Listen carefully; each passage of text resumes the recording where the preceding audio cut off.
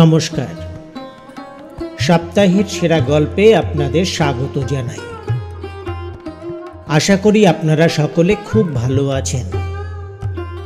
বাংলা সাহিত্যের ভাণ্ডার থেকে আরেকটি ভালো লাগার গল্প, ভালোবাসার গল্প নিয়ে আমরা চলে এসেছি আপনাদের কাছে।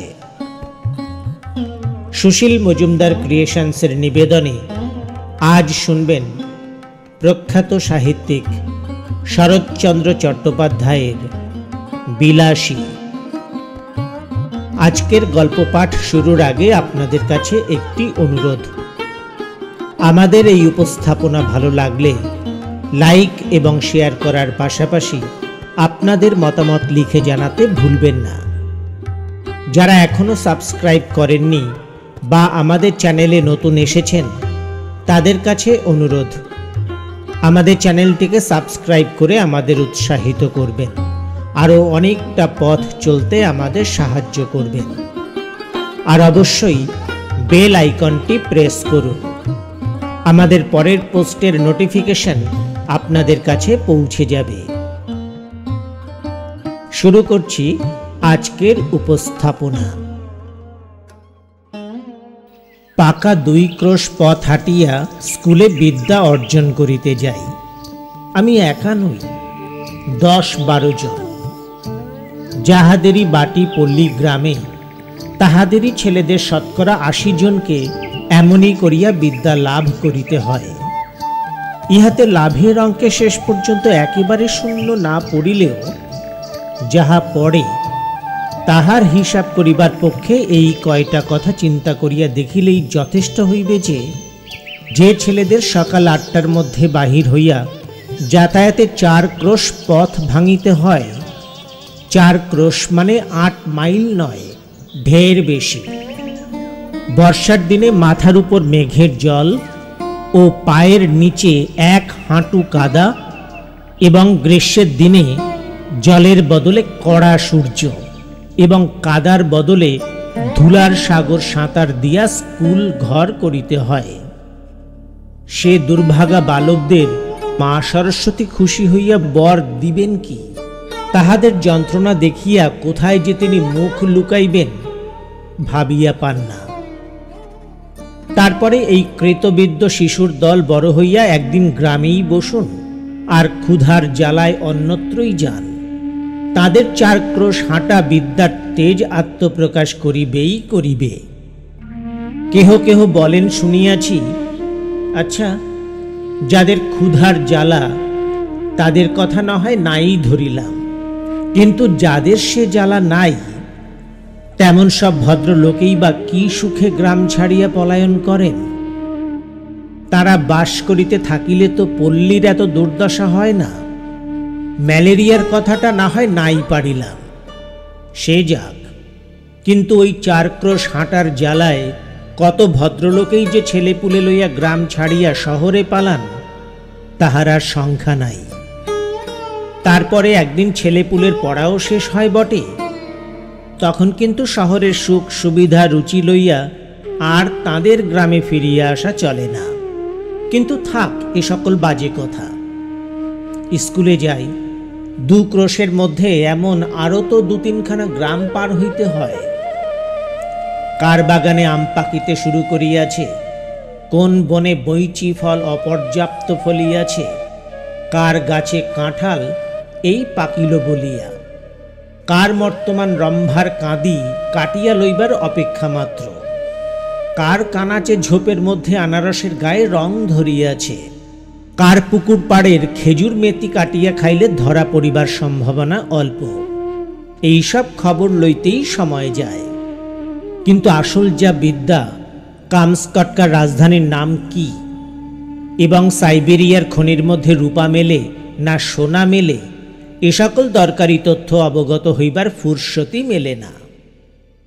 কাজেই এক্সামিনের সময় এডেন কি জিজ্ঞাসা করিলে বলি পার্সিয়ার বন্দর, আর হুমায়ুনের বাপের নাম জানিতে চাহিলে লিখিয়া দিয়া আসি তোগলক খাঁ। এবং আজ 40-এর কোঠা পার হইয়াও দেখি ও সকল বিষয়ের ধারণা প্রায় এক রকমই আছে। তারপরে প্রমোশনের দিন মুখ ভার করিয়া বাড়ি ফিরিয়া আসিয়া কখনো বা দল বাঁধিয়া মতলব করি মাস্টারকে ঠ্যাঙানো উচিত, কখনো বা ঠিক করি অমন বিশ্রে স্কুল ছাড়িয়া দেওয়াই কর্তব্য। আমাদের গ্রামের একটি ছেলের সঙ্গে মাঝে মাঝে স্কুলের পথে দেখা হইত। তার নাম ছিল মৃত্যুঞ্জয়। আমাদের চেয়ে সে বয়সে অনেক বড়, 3rd ক্লাসে পড়িত। কবে যে সে প্রথম 3rd ক্লাসে উঠিয়াছিল এ খবর আমরা কেহই জানিতাম না। সম্ভবত তাহা প্রত্নতাত্ত্বিকের গবেষণার বিষয়।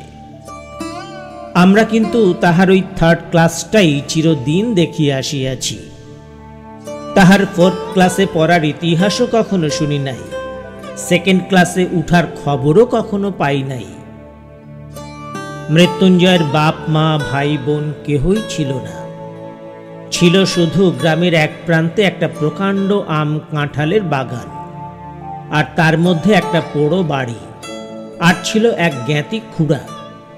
খুড়ার কাজ ছিল ভাইপোর নানাবিধ দুর্নাম রটনা করা। সে গাঁজা খায়, সে গুলি খায়, এমন আরো কত কি। তার আরেকটা কাজ ছিল বলিয়া বেড়ানো ওই বাগানের অর্ধেকটা তার নিজের অংশ, নালিশ করিয়া দখল করার অপেক্ষা মাত্র। অবশ্য দখল একদিন তিনি পাইয়াছিলেন বটে, কিন্তু সে জেলা আদালতে নালিশ করিয়া নয়, উপরের আদালতের হুকুমে। কিন্তু সে কথা পরে হইবে।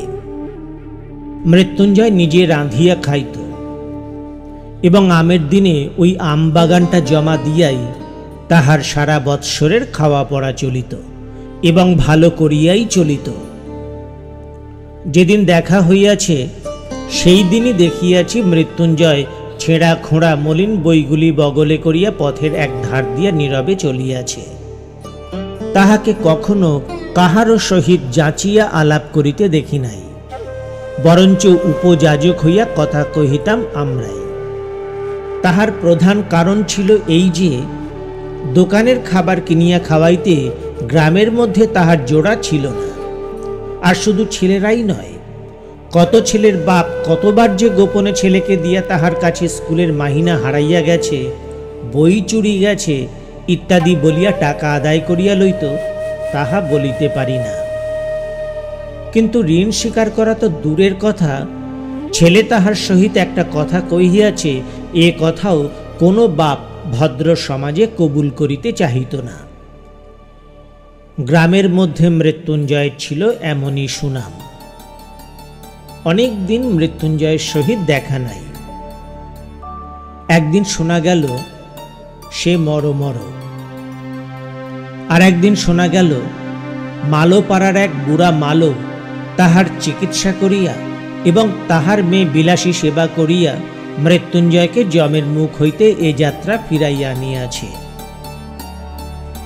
অনেক দিন তাহার অনেক মিষ্টান্নের সদ্ব্যয় করিয়াছি। মনটা কেমন করিতে লাগিল।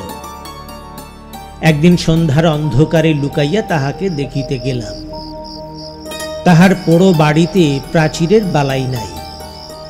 স্বচ্ছন্দে ভিতরে ঢুকিয়া দেখি ঘরের দরজা খোলা। বেশ উজ্জ্বল একটি প্রদীপ জ্বলিতেছে, আর ঠিক সম্মুখেই তক্তপোষের উপর পরিষ্কার ধবধবে বিছানায় মৃত্যুঞ্জয় শুইয়া আছে। তাহার কঙ্কালসার দেহের প্রতি চাহিলেই বুঝা যায় বাস্তবিক যমরাজ চেষ্টার ত্রুটি কিছু করেন নাই, তবে যে শেষ পর্যন্ত সুবিধা করিয়া উঠিতে পারেন নাই সে কেবল ওই মেয়েটির জোরে। সে শিয়রে বসিয়া পাখার বাতাস করিতেছিল। অকস্মাৎ মানুষ দেখিয়া চমকিয়া উঠিয়া দাঁড়াইল। এই সেই বুড়া সাপুরের মেয়ে বিলাসী। তাহার বয়স 18 কি 28 ঠাহর করিতে পারিলাম না, কিন্তু মুখের প্রতি চাহিবা মাত্রই টের পাইলাম বয়স যাই হোক, খাটিয়া খাটিয়া আর রাত জাগিয়া জাগিয়া ইহার শরীরে আর কিছু নাই। ঠিক যেন ফুলদানিতে জল দিয়া ভিজাইয়া রাখা বাসি ফুলের মতো। হাত দিয়া এতটুকু স্পর্শ করিলে, এতটুকু নাড়াচাড়া করিতে গেলেই ঝরিয়া পড়িবে। মৃত্যুঞ্জয় আমাকে চিনিতে পারিয়া বলিল, কে? ন্যাড়া? বসো। মেয়েটা ঘাড় হেঁট করিয়া দাঁড়াইয়া রহিল। মৃত্যুঞ্জয় ২-৪টা কথা যাহা কহিল তাহার মর্ম এই যে প্রায় ১.৫ মাস হইতে চলিল সে শয্যাগত। মধ্যে ১০-১৫ দিন সে অজ্ঞান অচৈতন্য অবস্থায় পড়িয়াছিল। এই কয়েকদিন হইল সে লোক চিনিতে পারিয়াছে, এবং যদিচ এখনো সে বিছানা ছাড়িয়া উঠিতে পারে না, কিন্তু আর ভয় নাই। ভয় নাই থাকুক, কিন্তু ছেলে মানুষ হইলেও এটা বুঝিলাম আজও যাহার শয্যা ত্যাগ করিয়া উঠিবার ক্ষমতা হয় নাই, সেই রোগীকে এই বনের মধ্যে একাকী যে মেয়েটি বাঁচাইয়া তুলিবার ভার লইয়াছিল, সে কত বড় গুরুভার। দিনের পর দিন, রাত্রির পর রাত্রি তাহার কত সেবা, কত শুশ্রূষা, কত ধৈর্য, কত রাত জাগা। সে কত বড় সাহসের কাজ। কিন্তু যে বস্তুটি এই অসাধ্য সাধন করিয়া তুলিয়াছিল তাহার পরিচয় যদিচ সেই দিন পাই নাই, কিন্তু আর একদিন পাইয়াছিলাম। ফিরিবার সময় মেয়েটি আরেকটি প্রদীপ লইয়া আমার আগে আগে ভাঙা প্রাচীরের শেষ পর্যন্ত আসিল। এতক্ষণ পর্যন্ত সে একটি কথাও কহে নাই। এইবার আস্তে আস্তে বলিল, রাস্তা পর্যন্ত তোমায় রেখে আসবো কি? বড় বড় আম গাছে সমস্ত বাগানটা যেন একটা জমাট অন্ধকারের মতো বোধ হইতেছিল। পথ দেখা তো দূরের কথা, নিজের হাতটা পর্যন্ত দেখা যায় না। বলিলাম, পৌঁছে দিতে হবে না, শুধু আলোটা দাও। সে প্রদীপটা আমার হাতে দিতেই তাহার উৎকণ্ঠিত মুখের চেহারাটা আমার চোখে পড়িল। আস্তে আস্তে সে বলিল, একলা যেতে ভয় করবে না তো? একটু এগিয়ে দিয়ে আসবো? মেয়ে মানুষ জিজ্ঞাসা করে, ভয় করবে না তো? সুতরাং মনে যাই থাক, প্রত্যুত্তরে শুধু একটা না বলিয়াই অগ্রসর হইয়া গেলাম। বন জঙ্গলের পথ, একটু দেখে দেখে পা ফেলে যেও। সর্বাঙ্গে কাঁটা দিয়া উঠিল, কিন্তু এতক্ষণে বুঝিলাম উদ্বেগটা তাহার কিসের জন্য, এবং কেন সে আলো দেখাইয়া এই বনের পথটা পার করিয়া দিতে চাহিতেছিল। হয়তো সে নিষেধ শুনিত না, সঙ্গেই যাইত, কিন্তু পীড়িত মৃত্যুঞ্জয়কে একা ফেলিয়া যাইতেই বোধ করি তাহার শেষ পর্যন্ত মন সরিল না। ২০-২৫ বিঘার বাগান, সুতরাং পথটা কম নয়। এই দারুণ অন্ধকারের মধ্যে প্রত্যেক পদক্ষেপই বোধ করি ভয়ে ভয়ে করিতে হইত। কিন্তু পরক্ষণেই মেয়েটির কথাতেই সমস্ত মন এমনই আচ্ছন্ন হইয়া রহিল যে ভয় পাইবার আর সময় পাইলাম না। কেবল মনে হইতে লাগিল একটা মৃতকল্প রোগী লইয়া থাকা কত কঠিন।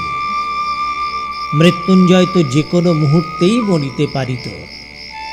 তখন সমস্ত রাত্রি এই বনের মধ্যে মেয়েটি একাকী কি করিত? কেমন করিয়া তাহার সে রাতটা কাটিত? এই প্রসঙ্গে অনেক দিন পরের একটা কথা আমার মনে পড়ে। এক আত্মীয়ের মৃত্যুকালে আমি উপস্থিত ছিলাম। অন্ধকার রাত্রি, বাটিতে ছেলেপুলে চাকর বাকর নাই। ঘরের মধ্যে শুধু তাঁর সদ্য বিধবা স্ত্রী আর আমি। তাঁর স্ত্রী তো শোকের আবেগে দাপাদাপি করিয়া এমন কাণ্ড করিয়া তুলিলেন যে ভয় হইল তাহারও প্রাণটা বুঝি বাহির হইয়া যাইবা। কাঁদিয়া কাঁদিয়া বারবার আমাকে প্রশ্ন করিতে লাগিলেন। তিনি স্বেচ্ছায় যখন সহমরণে যাইতে চাহিতেছেন, তখন সরকারের কি? তার যে আর তিলার্ধ বাঁচিতে সাধ নাই, এ তাহারা বুঝিবেন না? তাহাদের ঘরে কি স্ত্রী নাই? তাহারা কি পাশা? আর এই রাত্রেই গ্রামের ৫ জনে যদি নদীর তীরের কোনো একটা জঙ্গলের মধ্যে তার সহমরণে জোগাড় করিয়া দেয়, তো পুলিশের লোক জানিবে কি করিয়া? এমনই কত কি। কিন্তু আমার তো আর বসিয়া বসিয়া তাঁর কান্না শুনিলে চলিবে না। পাড়ায় খবর দেওয়া চাই, অনেক জিনিস জোগাড় করা চাই। কিন্তু আমি বাহিরে যাইবার প্রস্তাব শুনিয়াই তিনি প্রকৃতিস্থ হইয়া উঠিলেন। চোখ মুছিয়া বলিলেন, ভাই, যা হবার সে তো হয়েছে, আর বাইরে গিয়ে কি হবে? রাতটা কাটুক না। অনেক কাজ, না গেলেই যে নয়। হোক কাজ, তুমি বসো। বসলে চলবে না, একবার খবর দিতেই হবে। বলিয়া পা বাড়াইবা মাত্রেই তিনি চিৎকার করিয়া উঠিলেন, ওরে বাপরে, আমি একলা থাকতে পারবো না। কাজেই আবার বসিয়া পড়িতে হইল। কারণ তখন বুঝিলাম, যে স্বামী জ্যান্ত থাকিতে তিনি নির্ভয়ে 25 বৎসর একাকী ঘর করিয়াছেন, তার মৃত্যুটা যদি বা সহে, তার মৃতদেহটা এই অন্ধকার রাত্রে 5 মিনিটের জন্যেও স্ত্রীর সহিবে না। বুক যদি কিছুতে ফাটে তো সে এই মৃত স্বামীর কাছে একলা থাকিলে। কিন্তু দুঃখটা তাহার তুচ্ছ করিয়া দেখানোও আমার উদ্দেশ্য নহে, কিংবা তাহা খাঁটি নয় এ কথা বলাও আমার অভিপ্রায় নহে, কিংবা একজনের ব্যবহারেই তাহার চূড়ান্ত মীমাংসা হইয়া গেল তাহাও নহে। কিন্তু এমন আরও অনেক ঘটনা জানি, যাহার উল্লেখ না করিয়াও আমি এই কথা বলিতে চাই যে, শুধু কর্তব্য জ্ঞানের জোরে অথবা বহুকাল ধরিয়া একসঙ্গে ঘর করার অধিকারেই এই ভয়টাকে কোনো মেয়ে মানুষই অতিক্রম করিতে পারে না। ইহা আর একটা শক্তি, যাহা বহু স্বামী স্ত্রী 100 বৎসর একত্রে ঘর করার পরেও হয়তো তাহার কোনো সন্ধান পায় না। কিন্তু সহসা সেই শক্তির পরিচয় যখন কোনো নরনারীর কাছে পাওয়া যায়, তখন সমাজের আদালতে আসামি করিয়া তাহাদের দণ্ড দেওয়ায় আবশ্যক যদি হয়তো হোক। কিন্তু মানুষের যে বস্তুটি সামাজিক নয়, সে নিজে যে ইহাদের দুঃখে গোপনে অশ্রু বিসর্জন না করিয়া কোনো মতেই থাকিতে পারে না। প্রায় মাস 2 মৃত্যুঞ্জয়ের খবর লই নাই। যাহারা পল্লীগ্রাম দেখেন নাই, কিংবা ওই রেলগাড়ির জানালায় মুখ বাড়াইয়া দেখিয়াছেন, তাহারা হয়তো সবিস্ময়ে বলিয়া উঠিবেন, এ কেমন কথা? এ কি কখনো সম্ভব হইতে পারে যে অত বড় অসুখটা চোখে দেখিয়া আসিয়াও মাস 2 আর তার খবরই নাই? তাহাদের অবগতির জন্য বলা আবশ্যক যে এ শুধু সম্ভব নয়, এই হইয়া থাকে। একজনের বিপদে পাড়া শুদ্ধ ঝাঁক বাঁধিয়া উপুর হইয়া পড়ে, এই যে একটা জনশ্রুতি আছে, জানি না তাহা সত্য যুগের পল্লীগ্রামের ছিল কিনা, কিন্তু একালে তো কোথাও দেখিয়াছি বলিয়া মনে করিতে পারি না। তবে তাহার মরার খবর যখন পাওয়া যায় নাই, তখন সে যে বাঁচিয়া আছে এ ঠিক।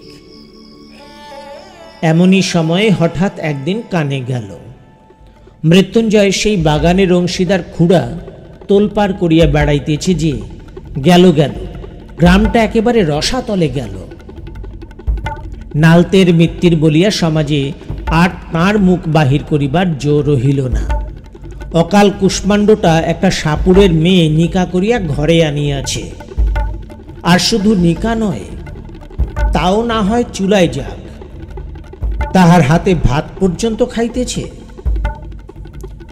গ্রামে যদি ইহা শাসন না থাকে তো বনে গিয়া বাস করিলেই তো হয়।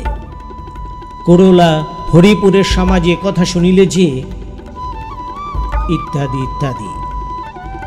তখন ছেলে বুড়ো সকলের মুখের ওই এক কথা, হ্যাঁ এ হইল কি? কলি কি সত্যই উল্টাইতে বসিল? খুড়া বলিয়া বেড়াইতে লাগিলেন, এ যে ঘটিবে আমি অনেক আগেই জানতাম। আমি শুধু তামাশা দেখছিলাম, কোথাকার জল কোথায় গিয়া মরে। নইলে পর নয়, প্রতিবেশী নয়, আপনার ভাইপো। আমি কি বাড়ি নিয়ে যেতে পারতাম না? আমার কি ডাক্তার তার বৈদ্য ডাকাবার ক্ষমতা ছিল না। তবে কেন করিনি? কেন করিনি এখন দেখুক সবাই। কিন্তু অত চুপ করে থাকা যায় না। এই যে মিত্রের বংশের নাম ডুবে যায়, গ্রামের যে মুখ পড়ে। তখন আমরা গ্রামের লোক মিলিয়া যে কাজটা করিলাম, তাহা মনে করিলে আমি আজও লজ্জায় মরিয়া যাই। খুড়া চলিলেন নালতের মিত্তির বংশের অভিভাবক হইয়া, আর আমরা 10-12 জন সঙ্গে চলিলাম গ্রামের বদন দগ্ধ না হয় এই জন্য। মৃত্যুঞ্জয়ের পোড়ো বাড়িতে গিয়া যখন উপস্থিত হইলাম, তখন সবেমাত্র সন্ধ্যা হইয়াছে। মেয়েটি ভাঙা বারান্দায় একধারে রুটি গড়িতেছিল। অকস্মাৎ লাঠি সোঁটা হাতে এতগুলি লোককে উঠানের উপর দেখিয়া ভয়ে নীল বর্ণ হইয়া গেল। খুড়ো ঘরের মধ্যে উঁকি মারিয়া দেখিলেন মৃত্যুঞ্জয় শুইয়া আছে। চট করিয়া শিকলটা টানিয়া দিয়া সেই ভয়ে মৃতপ্রায় মেয়েটিকে সম্ভাষণ শুরু করিলেন। বলা বাহুল্য, জগতের কোনো খুড়া কোনো কালে বোধ করি ভাইপোর স্ত্রীকে ওরূপ সম্ভাষণ করে নাই। সে এমনই যে মেয়েটি হীন সাপুরের মেয়ে হইয়াও তাহা সহিতে পারিল না। চোখ তুলিয়া বলিল, বাবা আমারে বাবুর সাথে নিকে দিয়েছে জানো। তবে রে, সঙ্গে সঙ্গে 10-12 জন বীর দর্পে হুঙ্কার দিয়া তাহার ঘাড়ে পড়িল। কেহ ধরিল চুলের মুঠি, কেহ ধরিল কান, কেহ ধরিল হাত দুটো, এবং যাহাদের সে সুযোগ ঘটিল না তাহারাও নিশ্চেষ্ট হইয়া রহিল না। কারণ সংগ্রামস্থলে আমরা কাপুরুষের ন্যায় চুপ করিয়া থাকিতে পারি, আমাদের বিরুদ্ধে এত বড় দুর্নাম রটনা করিতে বোধ করি নারায়ণের কর্তৃপক্ষেরও চক্ষু লজ্জা হইবে। এইখানে একটা অবান্তর কথা বলিয়া রাখি। শুনিয়াছি নাকি বিলাত প্রভৃতি ম্লেচ্ছ দেশে পুরুষদের মধ্যে একটা কুসংস্কার আছে, স্ত্রীলোক দুর্বল এবং নিরুপায় বলিয়া তাহার গায়ে হাত তুলিতে নাই। এ আবার একটা কি কথা? সনাতন হিন্দু এ কুসংস্কার মানে না। আমরা বলি, যাহারি গায়ে জোর নাই তাহারি গায়ে হাত তুলিতে পারা যায়, তা সে নর নারী যাই হোক না কেন। মেয়েটি প্রথমেই সেই যা একবার আর্তনাদ করিয়া উঠিয়াছিল, তারপরে একেবারে চুপ করিয়া গেল। কিন্তু আমরা যখন তাহাকে গ্রামের বাহিরে রাখিয়া আসিবার জন্য হিঁচড়াইয়া লইয়া চলিলাম, তখন সে মিনতি করিয়া বলিতে লাগিল, বাবুরা, আমাকে একটিবার ছেড়ে দাও, আমি রুটিগুলো ঘরে নিয়ে আসি। বাইরে শিয়াল কুকুর খেয়ে যাবে, রোগা মানুষ সমস্ত রাত খেতে পাবে না।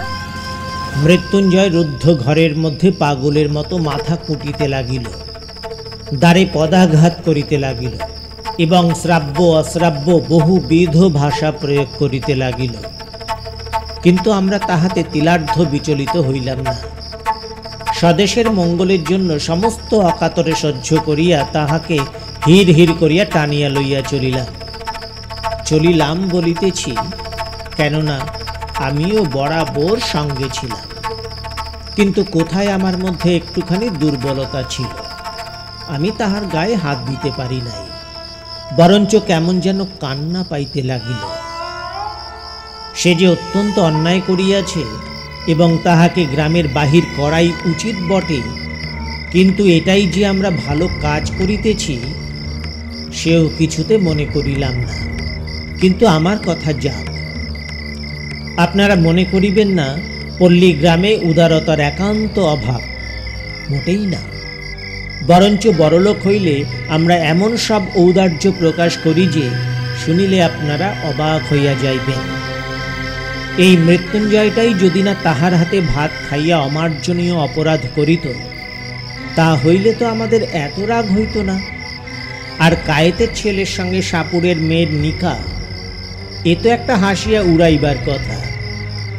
কিন্তু কাল করিল যে ওই ভাত খাইয়া, হোক না সে 2.5 মাসের রুগী, হোক না সে শয্যাশায়ী, কিন্তু তাই বলিয়া ভাত, লুচি নয়, সন্দেশ নয়, পাঁঠার মাংস নয়, ভাত খাওয়া সে যে অন্য পাপ, সে তো আর সত্য সত্যই মাপ করা যায় না।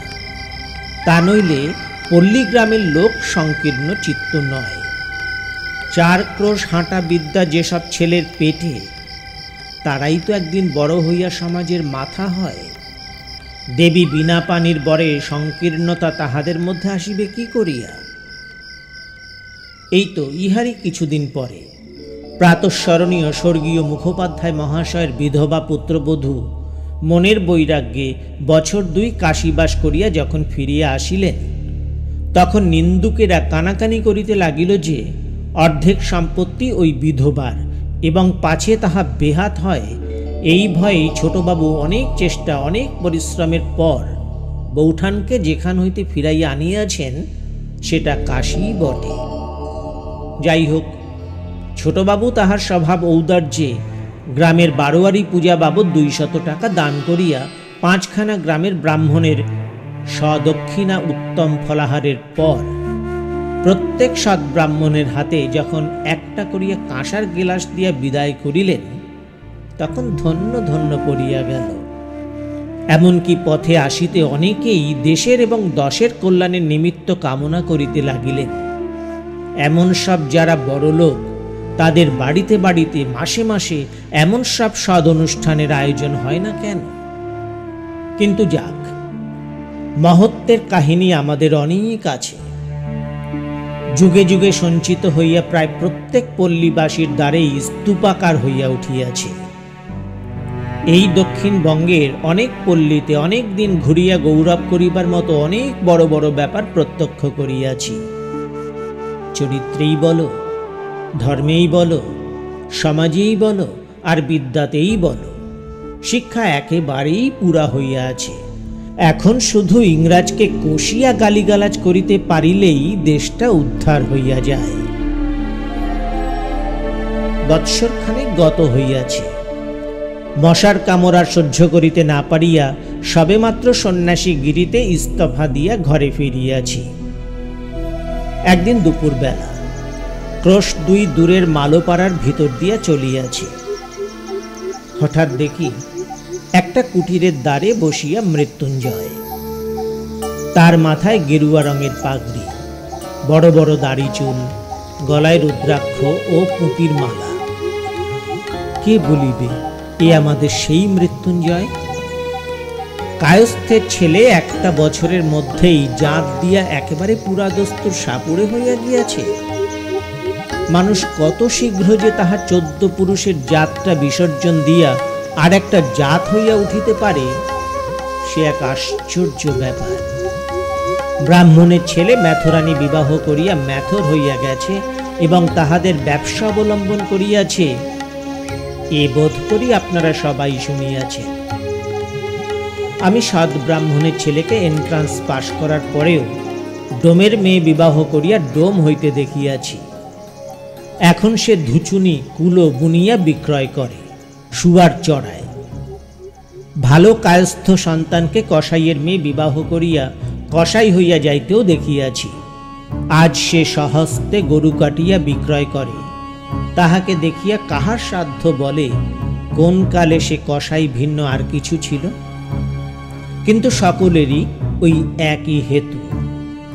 আমার তাই তো মনে হয়, এমন করিয়া এত সহজে পুরুষকে যাহারা টানিয়া নামাইতে পারে, তাহারা কি এমনি অবলীলাক্রমে তাহাদের ঠেলিয়া উপরে তুলিতে পারে না? যে পল্লী গ্রামের পুরুষদের সুখ্যাতিতে আজ পঞ্চমুখ হইয়া উঠিয়াছি, গৌরবটা কি একা শুধু তাহাদেরই? শুধু নিজেদের জোরেই এত দ্রুত নিচের দিকে নামিয়া চলিয়াছে? অন্দরের দিক হইতে কি এতটুকু উৎসাহ, এতটুকু সাহায্য আসে না? কিন্তু থাক, ঝোঁকের মাথায় হয়তোবা অনধিকার চর্চা করিয়া বসিব। কিন্তু আমার মুশকিল হইয়াছে এই যে, আমি কোনো মতেই ভুলিতে পারি না দেশের 90 জন নরনারী ওই পল্লী গ্রামেরই মানুষ, এবং সেই জন্য কিছু একটা আমাদের করা চাই। যাক, বলিতেছিলাম যে দেখিয়া কে বলিবে এই সেই মৃত্যুঞ্জয়, কিন্তু আমাকে সে খাতির করিয়া বসাইল। বিলাসী পুকুরে জল আনিতে গিয়াছিল। আমাকে দেখিয়া সেও ভারী খুশি হইয়া বারবার বলিতে লাগিল, তুমি না আগলালে সে রাত্রিরে আমাকে তারা মেরেই ফেলতো। আমার জন্য কত মারই না জানি খেয়েছিলে তুমি। কথায় কথায় শুনিলাম পরদিনই তাহারা এখানে উঠিয়া আসিয়া ক্রমশ ঘর বাঁধিয়া বাস করিতেছে এবং সুখে আছে। সুখে যে আছে এ কথা আমাকে বলার প্রয়োজন ছিল না, শুধু তাহাদের মুখের পানে চাহিয়াই আমি তাহা বুঝিয়াছিলাম। তাই শুনিলাম আজ কোথায় নাকি তাহাদের সাপ ধরার বায়না আছে এবং তাহারা প্রস্তুত হইয়া আছে। আমিও অমনি সঙ্গে সঙ্গে যাইবার জন্য লাফাইয়া উঠিলাম। ছেলেবেলা হইতেই দুটা জিনিসের উপর আমার প্রবল শখ ছিল। এক ছিল গোখ্র কেউটে সাপ ধরিয়া পোষা, আর ছিল মন্ত্র সিদ্ধ হওয়া। সিদ্ধ হওয়ার উপায় তখনও খুঁজিয়া বাহির করিতে পারি নাই, কিন্তু মৃত্যুঞ্জয়কে উস্তাদ লাভ করিবার আশায় আনন্দে উৎফুল্ল হইয়া উঠিলাম। সে তাহার নামজাদা শ্বশুরের শিষ্য, সুতরাং মস্ত লোক। আমার ভাগ্য যে অকস্মাৎ এমন সুপ্রসন্ন হইয়া উঠিবে তাহা কে ভাবিতে পারিত। কিন্তু শক্ত কাজ এবং ভয়ের কারণ আছে বলিয়া প্রথমে তাহারা উভয়ই আপত্তি করিল, কিন্তু আমি এমনই নাছরবান্দা হইয়া উঠিলাম যে মাসখানেকের মধ্যে আমাকে সাকরেত করিতে মৃত্যুঞ্জয় পথ পাইল না। সাপ ধরার মন্ত্র এবং হিসাব শিখাইয়া দিল এবং কবজিতে ওষুধ সমেত মাদুলি বাঁধিয়া দিয়া দস্তুর মতো সাপুড়ে বানাইয়া তুলিল। মন্ত্রটা কি জানেন? তার শেষটা আমার মনে আছে। ওরে কেউতে তুই মনসার বাহন, মনসা দেবী আমার মা। ওলট পালট পাতাল ফোঁড়, ঢোঁড়ার বিষ তুই নে, তোর বিষ ঢোঁড়ারে দে। দুধরাজ মণিরাজ কার আজ্ঞে? বিষহরির আজ্ঞে। ইহার মানে যে কি তাহা আমি জানি না, কারণ যিনি এই মন্ত্রের দ্রষ্টা ঋষি ছিলেন নিশ্চয়ই কেহ না কেহ ছিলেন, তার সাক্ষাৎ কখনো পাই নাই। অবশেষে একদিন এই মন্ত্রের সত্য মিথ্যার চরম মীমাংসা হইয়া গেল বটে, কিন্তু যতদিন না হইল ততদিন সাপ ধরার জন্য চতুর্দিকে প্রসিদ্ধ হইয়া গেলাম। সবাই বলা বলি করিতে লাগিল, হ্যাঁ, ন্যাড়া একজন গুণী লোক বটে। সন্ন্যাসী অবস্থায় কামাখ্যায় গিয়া সিদ্ধ হইয়া আসিয়াছে। এতটুকু বয়সের মধ্যে এত বড় ওস্তাদ হইয়া অহংকারে আমার আর মাটিতে পা পড়ে না, এমনই জো হইল। বিশ্বাস করিল না শুধু দুইজন, আমার গুরু যে, সে তো ভালো মন্দ কোনো কথাই বলিত না, কিন্তু বিলাসী মাঝে মাঝে মুখ টিপিয়া হাসিয়া বলিত, ঠাকুর, এসব ভয়ঙ্কর জানোয়ার, একটু সাবধানে নাড়াচাড়া করো। বস্তুত বিষ দাঁত ভাঙা, সাপের মুখ হইতে বিষ বাহির করা প্রভৃতি কাজগুলা এমনই অবহেলার সহিত করিতে শুরু করিয়াছিলাম যে সেসব মনে পড়িলে আমার আজও গা কাঁপে। আসল কথা হইতেছে এই যে সাপ ধরাও কঠিন নয়, এবং ধরা সাপ 2-4 দিন হাঁড়িতে পুড়িয়া রাখার পরে তাহার বিষ দাঁত ভাঙাই হোক আর নাই হোক কিছুতেই কামড়াইতে চাহে না। চক্র তুলিয়া কামড়াইবার ভান করে, ভয় দেখায়, কিন্তু কামড়ায় না। মাঝে মাঝে আমাদের গুরু শিষ্যের সহিত বিলাসী তর্ক করিত। সাপুড়েদের সবচেয়ে লাভের ব্যবসা হইতেছে শিকড় বিক্রি করা, যা দেখাইবা মাত্র সাপ পলাইতে পথ পায় না, কিন্তু তার পূর্বে সামান্য একটু কাজ করিতে হইত। যে সাপটা শিকড় দেখিয়া পলাইবে তাহার মুখে একটা শিক পুড়াইয়া বার কয়েক ছেঁকা দিতে হয়। তারপরে তাহাকে শিকড়ি দেখানো হোক আর একটা কাঠি দেখানো হোক, সে যে কোথায় পলাইবে ভাবিয়া পায় না। এই কাজটার বিরুদ্ধে বিলাসী ভয়ানক আপত্তি করিয়া মৃত্যুঞ্জয়কে বলিত, দেখো, এমন করে মানুষ ঠকিও না। মৃত্যুঞ্জয় কহিত, সবাই করে, এতে দোষ কি?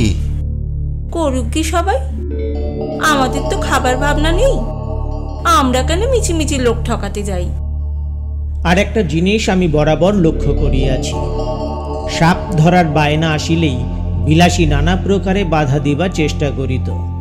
আজ শনিবার, আজ মঙ্গলবার, এমনই কত কি। মৃত্যুঞ্জয় উপস্থিত না থাকিলে সে তো একেবারেই ভাগাইয়া দিত, কিন্তু উপস্থিত থাকিলে মৃত্যুঞ্জয় নগদ টাকার লোভ সামলাইতে পারিত না। আর আমার তো একরকম নেশার মতো হইয়া দাঁড়াইয়াছিল, নানা প্রকারে তাহাকে উত্তেজিত করিতে চেষ্টার ত্রুটি করিতাম না। বস্তুত ইহার মধ্যে মজা ছাড়া ভয় যে কোথাও ছিল এ আমার মনেই স্থান পাইত না।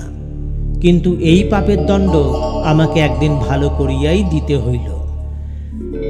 সেদিন ক্রোশ 1.5 দূরে এক গোয়ালার বাড়ি সাপ ধরিতে গিয়াছি। বিলাসী বরাবরই সঙ্গে যাইত, আজও সঙ্গে ছিল। মেটে ঘরের মেজে খানিকটা খুঁড়িতেই একটা গর্তের চিহ্ন পাওয়া গেল। আমরা কেহই লক্ষ্য করি নাই, কিন্তু বিলাসী সাপুরের মেয়ে। সে হেঁট হইয়া কয়েক টুকরা কাগজ তুলিয়া লইয়া আমাকে বলিল, ঠাকুর, একটু সাবধানে খোঁড়ো, সাপ একটা নয়, এক জোড়া তো আছে বটেই, হয়তো বা বেশিও থাকতে পারে। ওরা যে বলে একটাই এসে ঢুকেছে, একটাই দেখতে পাওয়া গেছে। বিলাসী কাগজ দেখাইয়া কহিল, দেখছো না, বাসা করেছিল। কাগজ তো ইঁদুরেও আনতে পারে। দুই হতে পারে, কিন্তু দুটো আছেই, আমি বলছি। বাস্তবিক বিলাসীর কথাই ফলিল, এবং মর্মান্তিকভাবেই সেদিন ফলিল। মিনিট 10 মধ্যেই একটা প্রকাণ্ড খরিশ গোখ্র ধরিয়া ফেলিয়া মৃত্যুঞ্জয় আমার হাতে দিল। কিন্তু সেটাকে ঝাঁপির মধ্যে পুড়িয়া ফিরিতে না ফিরিতে মৃত্যুঞ্জয় উহ করিয়া নিঃশ্বাস ফেলিয়া বাহিরে আসিয়া দাঁড়াইল। তাহার হাতের উল্টা পিঠ দিয়া ঝরঝর করিয়া রক্ত পড়িতেছিল।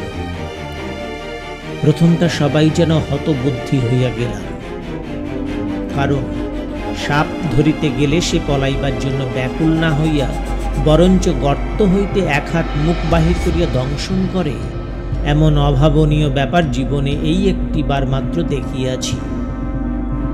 পরক্ষণেই বিলাসী চিৎকার করিয়া ছুটিয়া গিয়া আঁচল দিয়া তাহার হাতটা বাঁধিয়া ফেলিল এবং যত রকমের শিকড় বাকড় সে সঙ্গে আনিয়াছিল সমস্তই তাহাকে চিবাইতে দিল। মৃত্যুঞ্জয়ের নিজের মাদুলি তো ছিলই, তাহার উপরে আমার মাদুলিটাও খুলিয়া তাহার হাতে বাঁধিয়া দিলাম। আশা বিষ ইহার ঊর্ধ্বে আর উঠিবে না, এবং আমার সেই বিষহরীর আজ্ঞে মন্ত্রটা সতেজে বারবার আবৃত্তি করিতে লাগিলাম। চতুর্দিকে ভিড় জমিয়া গেল এবং অঞ্চলের মধ্যে যেখানে যত গুণী ব্যক্তি আছেন সকলকে খবর দিবার জন্য দিকে দিকে লোক ছুটিল। বিলাসীর বাপকেও সংবাদ দিবার জন্য লোক গেল। আমার মন্ত্র পড়ার আর বিরাম নাই, কিন্তু ঠিক সুবিধা হইতেছে বলিয়া মনে হইল না। তথাপি আবৃত্তি সমভাবেই চলিতে লাগিল।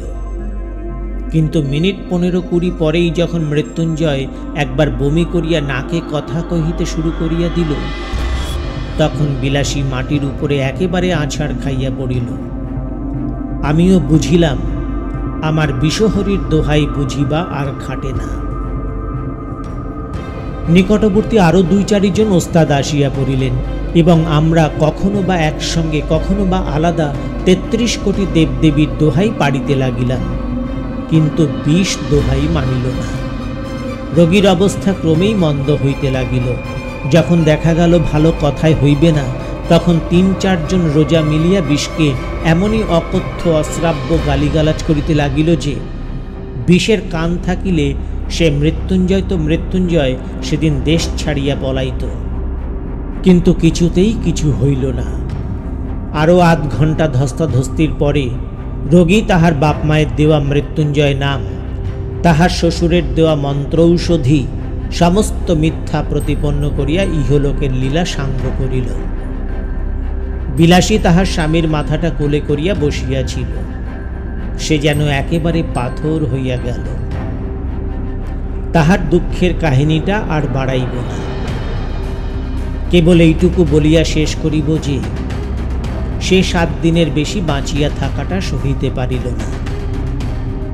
আমাকে শুধু একদিন বলিয়াছিল, ঠাকুর, আমার মাথার দিব্যি রইল, এসব তুমি আর কখনো করো না। আমার মাদুলি কবজ তো মৃত্যুঞ্জয়ের সঙ্গে সঙ্গে কবরে গিয়াছিল, ছিল শুধু বিষহরীর আজ্ঞা। কিন্তু সে আজ্ঞা যে ম্যাজিস্ট্রেটের আজ্ঞা নয় এবং সাপের বিষ যে বাঙালির বিষ নয়, তাহা আমিও বুঝিয়াছিলাম। একদিন গিয়া শুনিলাম ঘরে তো বিষের অভাব ছিল না, বিলাসী আত্মহত্যা করিয়া মরিয়াছে এবং শাস্ত্র মতে সে নিশ্চয়ই নরকে গিয়াছে। কিন্তু যেখানেই যাক, আমার নিজের যখন যাইবার সময় আসিবে, তখন ঐরূপ কোনো একটা নরকে যাওয়ার প্রস্তাবে পিছাইয়া দাঁড়াইব না, এইমাত্র বলিতে পারি। খুড়ামশাই 16 আনা বাগান দখল করিয়া অত্যন্ত বিজ্ঞের মতো চারিদিকে বলিয়া বেড়াইতে লাগিলেন, যদি না অপঘাতে মৃত্যু হবে, তা হবে কার? হ্যাঁ, হবে কার? পুরুষ মানুষ অমনি একটা ছেড়ে 10টা করুক না, হ্যাঁ, তাতে তো তেমন আছে যায় না, না একটু নিন্দেই হতো। হ্যাঁ, কিন্তু হাতে ভাত খেয়ে মরতে গেলি কেন? হ্যাঁ, কেন মরতে গেলি? নিজে বলো। আমার মাথাটা পর্যন্ত হেট করে গেল। না পেলে 1 ফোঁটা আগুন, না পেলে একটা পেন্ডি, না হলো একটা ভুচি চুকো। গ্রামের লোক এক বাক্যে বলিতে লাগিল, তাহাতে আর সন্দেহ কি? অন্য পাপ, বাপরে, এর কি আর প্রায়শ্চিত্ত আছে? বিলাসীর আত্মহত্যার ব্যাপারটাও অনেকের কাছে পরিহাসের বিষয় হইল। আমি প্রায়ই ভাবি, এই অপরাধ হয়তো উহারা উভয়ই করিয়াছিল, কিন্তু মৃত্যুঞ্জয় তো পল্লী গ্রামেরই ছেলে, পাড়া গাঁয়ের তেলে জলেই তো মানুষ।